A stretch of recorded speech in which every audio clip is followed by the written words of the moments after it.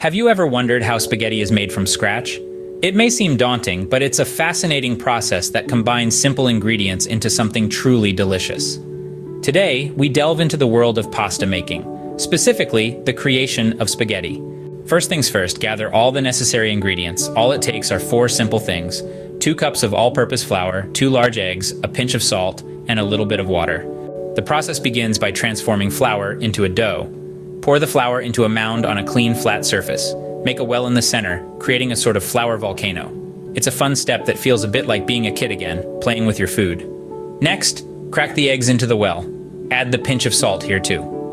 Now comes the part where you get your hands dirty. With your fingers, slowly mix the eggs and salt, gradually incorporating the flour.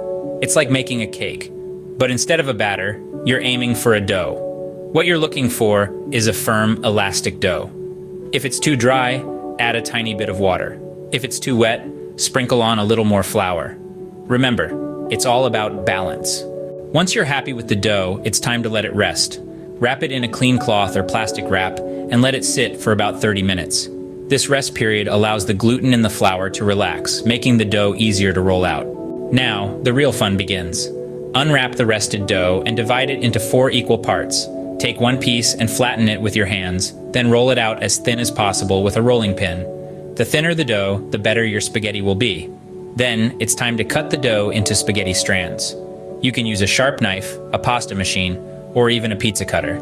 Try to cut the strips as evenly as possible, aiming for about 1/10 of an inch in width.